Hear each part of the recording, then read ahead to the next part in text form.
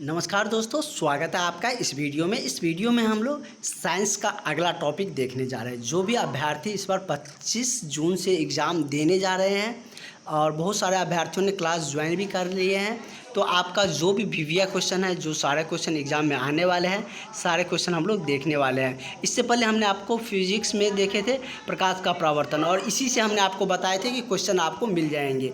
इससे आपको एक क्वेश्चन दो क्वेश्चन रहेगा ही रहेगा। इस बार भी, पिछले बार भी पूछा गया था, बिहार वाला बोर्ड था उसमें भी पूछा गया, आप लोग में भी रहेगा, झारखंड बोर्ड में भी रहेगा, निश्चित ही रहेगा। आप लोग जो हम आपको नोट्स दे रहे हैं उसको ज़रूर रिवाइज करिए।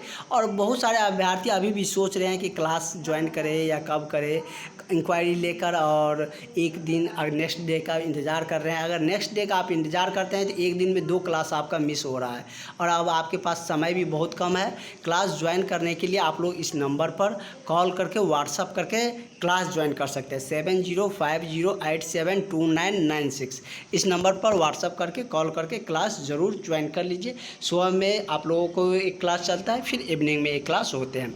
मॉर्निंग में हम लोगों ने संस्कृत का देखे थे, अभी हम लोग साइंस का फिजिक्स देखने जा रहे हैं, जिसमें कि हम लोगों का तीसरा चैप्टर है। मानव नेत्र से भी आपको 1 से 2 क्वेश्चन देखने को मिलेंगे, और हम बहुत ज़्यादा नहीं, आपको इसके लिए हम कितना 7-8 पॉइंट ही बता रहे हैं, इसी से आपको सारा क्वेश्चन मिल जाएगा। क्या है कि पूछेगा फर्स्ट कि मानव नेत्र में जो प्रतिबिंब है वो कहाँ पर बनता है। तो मानव नेत्र में प्रतिबिंब, मानव नेत्र आपको कैसा होता है, तो इस तरीके से मानव नेत्र होते हैं। यहाँ ऐसे होता है, आप अपना नेत्र तो देखे ही होंगे। इस तरीके से उसमें कॉर्निया होता है, रेटिना होता है, लेकिन इसमें हम यदि बात करें तो प्रतिबिंब जो बनता है वो कहाँ पर बनता है, तो वो रेटिना पर बनता है। यदि आपसे पूछा जाए कि प्रतिबिंब मानव नेत्र में कहाँ पर बनता है, तो वो रेटिना पर प्रतिबिंब बनता है। उसके बाद है कि मानव नेत्र में कौन सा लेंस लगा रहता है, क्योंकि वो देखता है, मतलब एब्जॉर्व करता है, तो उसमें लेंस है। कौन सा लेंस उसमें काम करता है या कौन सा लेंस लगाया जाता है, उसमें कौन सा लेंस रहता है, तो उत्तल लेंस लगा होता है। कौन सा लेंस? उत्तल लेंस मानव नेत्र में लगा होता है।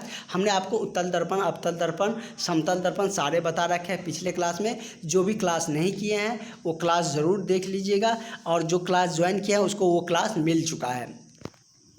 अगला है कि अगला क्वेश्चन आपसे ये रहेगा, ऑब्जेक्टिव सब्जेक्टिव में भी पूछ सकता है 2 नंबर वाले में, कि मानव नेत्र में न्यूनतम दूरी क्या होती है। मतलब कितना दूर तक कोई भी व्यक्ति, जो सामान्य व्यक्ति है, जिसका नेत्र खराब नहीं हो, मतलब कि नेत्र किसी का खराब भी रहता है, किसी का ठीक भी रहता है, तो जिसका सही नेत्र है वो कितना दूरी तक, डिस्टेंस तक देख सकता है किसी वस्तु को।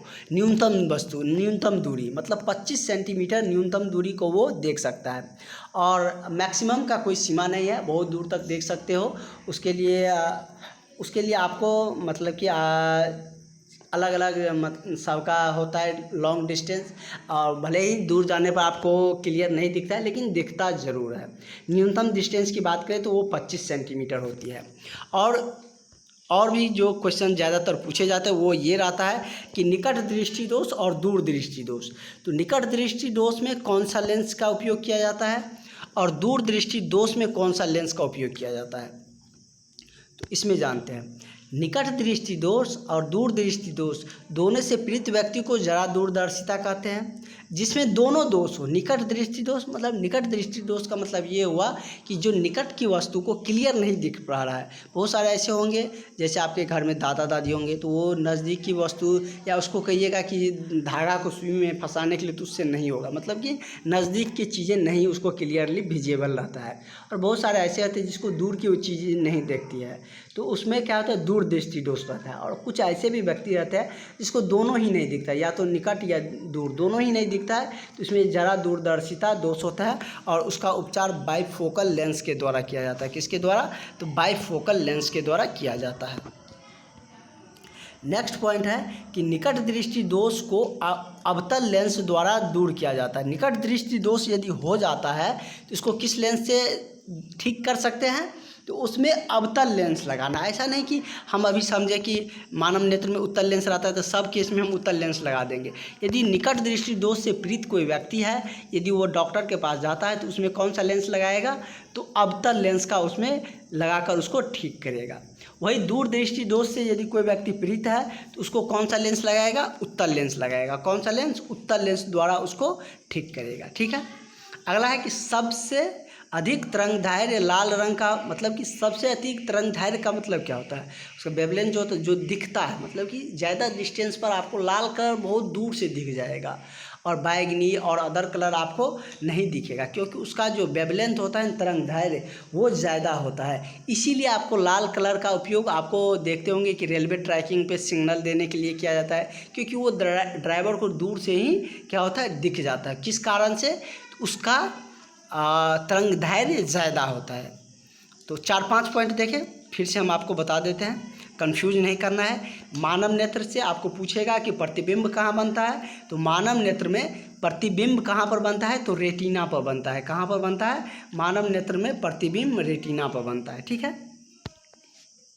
अगला है कि मानव नेत्र में कौन सा लेंस लगा होता है? तो जनरली उत्तल लेंस लगा होता है। मानव नेत्र की न्यूनतम दूरी क्या होती है? तो 25 सेंटीमीटर होती है। न्यूनतम दूरी कितना होती है? 25 सेंटीमीटर। वही यदि हम बात करें तो निकट दृष्टि एवं दूर दृष्टि दोनों से यदि पीड़ित व्यक्ति है तो उसमें जरा दूरदर्शिता होती है। उसका उपचार बाइफोकल लेंस द्वारा किया जाता है। किसके द्वारा किया जाता है? तो बाइफोकल लेंस के द्वारा उसका उपचार किया जाता है। ठीक है।